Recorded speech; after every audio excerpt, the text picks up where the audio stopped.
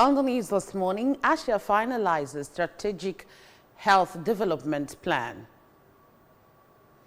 20 prison inmates regain freedom in Anambra State. FCCPC wants discourse against metering abuses. And on the foreign scene, Zimbabwe bans police from using mobile phones while on duty. Good morning and welcome to the news. My name is Chidimma Oranwa. The Anambra State Health Insurance Agency, ASHIA, has organized a one-day validation workshop with the Technical Working Group to review and finalize the Strategic Health Development Plan, SHDP. Managing Director of ASHIA, Dr. Simeon Onyemechi, during the meeting stated that the aim of the exercise is to finalize the ASHIA Strategic Health Development Plan, SHDP, while ensuring alignment with both the state and national health priorities. Highlights of the exercise include group brainstorming sessions, along with the review and revision of the draft plan to ensure that it aligns with the project's objectives and standards. Holy Family Catholic Church field Umoji was filled to brim as they received and presented 5 cars to their newly 5 ordained priests. Esther Asanya filed on this report, taken from our studio. The newly ordained priests were ordained last year by Metropolitan Archbishop of Onitsha, Most Reverend Valeria Okeke. Delivering a homily, Very Reverend Father Anthony Asanya observed that the community is expanding their frontiers and receiving God's blessings with the ordination of the priest. Thanked the community for the effort and doggedness in ensuring and keeping faith with the tradition of equipping their priests with means that will enhance the divine assignments. One of the facilitators of the event and the former President General Umoji Improvement Union, Chief Stephen Onwachu, expressed joy for the success of the event, appreciating community members for fulfilling the mandate and traditional obligation towards assisting the indigenous priests. The Umoji regent, Chief Christopher Nnedu, appreciated the sons and daughters of Umoji who contributed to the success of the event and prayed God to replenish them. In their separate speeches, the priests, while thanking God for actualizing their dreams, we are joyful of the community's support in advancing the evangelical cause.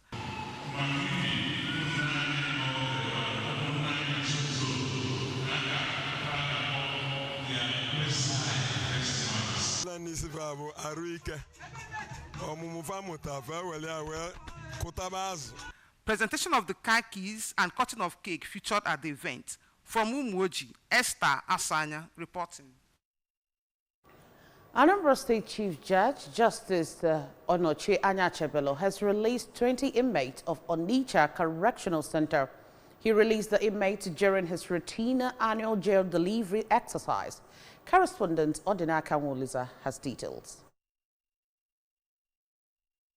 The jail delivery exercise, a constitutional mandate of the Chief Judge, is carried out to help decongest the custodian centers. It targets to review cases of inmates, especially for those who have been detained longer than the maximum sentence of their crimes without having a day in court, maybe because lack of prosecutor, defense lawyer, or other delays, accompanied by other judges, key officers in the judiciary, members of the Ministry of Justice. Justice Anyachebelo said that those released were inmates who have been detained for such number of years for which, if convicted, is equivalent for the number of years of sentencing. The Chief Judge prayed the federal government to make the custodian centers more comfortable to serve its true purpose, which is to rehabilitate inmates. Deputy Controller of Onitsha Correctional Center, Mr. Sunday Igwe, noted that the Chief Judge's visits will enhance speedy dispensation of criminal justice as it concerns awaiting trial inmates and assist in decongesting the facility. We pray that if the federal government could make the custodial center more and more comfortable. So actually, yes, it's a place you punish, but it's a place you rehabilitate. Just like the Chief Judge has done today, it's one of the key measures to decongest the place. In Onitsha, Odinaka Nwolisa reporting. Anambra State Commissioner for Culture, Entertainment and Tourism, Mr. Don Onyenji, says the second edition of Anambra State Annual New Yam Festival will take place this Saturday at the Dr. Alexa Kweme Square in Oka. Mr. Onyenji, who disclosed this during an EBS audience participatory program, Issues in Oka, described tourism as a lucrative venture that generates revenue and said that Governor Chukwuma Soludo's administration is intentionally embarking on the promotion of the tourism sector in the state. Still on the news this morning, communities and privileged individuals have been urged to embrace the Governor Soludo's public-private community partnership initiative to accelerate overall development of Anambra State. Speaking in Oka, the Vice President of Ohaneze Ndigbo Worldwide, Chief Davian Okekogene, said such collaboration will provide more social amenities in communities to further enhance quality of life of the people. Chief Okekogene explained that with the enthronement of democratic rule in local government areas, communities can work closely with various councils to embark on projects that impact directly on the life of the people, including community roads, drainages, culverts, renovation and equipping of schools, as well as health facilities, among others. He called on Anambra diaspora community to participate actively in the scheme to contribute in transforming their communities and the state, while urging Southeast governors to forge stronger synergy in the fight against insecurity to entrench efficient security network and eliminate interstate criminal activities. The Executive Vice Chairman and Chief Executive Officer of the Federal Competition and Consumer Protection Commission, Mr. Tunji Bello, has called on electricity distribution companies in Nigeria to prioritize the rights of consumers in electricity metering processes. He made this call in an urgent meeting between key stakeholders from Nigeria's electricity sector and the FCCPC in Abuja. He highlighted systematic inefficiencies that continue to plague Nigerian consumers, particularly in relation to metering and billing practices. The meeting addressed the mounting concerns over metering issues, including billing discrepancies and the handling of obsolete meters, particularly in the wake of recent announcements by DISCOs. The Minister of State of Federal Ministry of Foreign Affairs, Ambassador Bianca Ojukwu, has resumed the office after the swearing-in ceremony by President Bola Ahmed Tinubu. The Minister of State was received at the Tafawa Balewa House, Abuja, by the Permanent Secretary, Dunoma Ahmed, and directors of various departments of the ministry. Our correspondent, Princess Ekwi Ajdi, reports.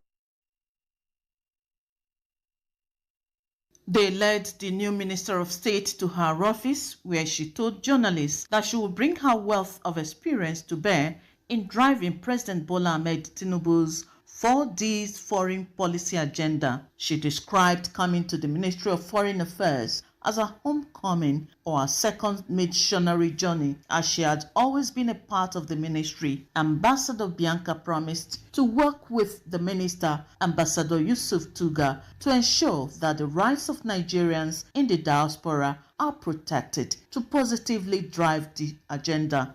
But if we all join hands, commit ourselves to ensuring that we can lift this country from the situation in which we find ourselves, then the sky is the limit for what we're going to be able to do, especially in the Ministry of Foreign Affairs. We all know.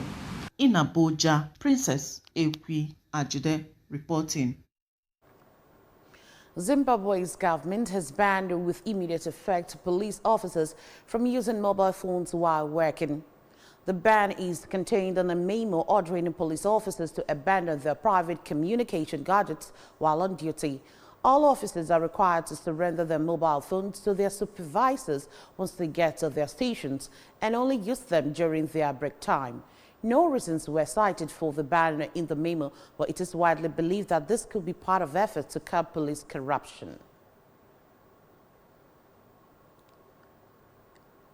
Arsenal has been handed a major injury boost ahead of the UEFA Champions League clash with Inter Milan at San Siro on Wednesday. According to reports, Arsenal captain Martin Odegaard, who has been injured, is back to training with the rest of his teammates today ahead of Inter Milan clash. He has not featured for Arsenal since the end of August this year due to injury. The Norway international sustained an injury while on international duty with this country. And that's just about it on the news this morning. But before we go, a quick reminder that you can follow news and programs on ABS from any parts of the world by liking our Facebook page, follow us at Anambra Broadcasting Service, subscribe to our YouTube page at ABS Television Oka, follow us on X at ABS Radio TV and on Instagram at ABS Radio TV. You can also log on to our website at www.absradiotv.com. A quick recap of our major stories. Ashia has finalized Strategic Health Development Plan. 20 prison inmates have regained freedom in Anambra State. FCCPC has won discos against metering abusers. And on the foreign scene, we told you that Zimbabwe has banned the police from using mobile phones while on duty. That's it on the news this morning. Many thanks for joining us. My name is Chidimma Orangwa. Good morning.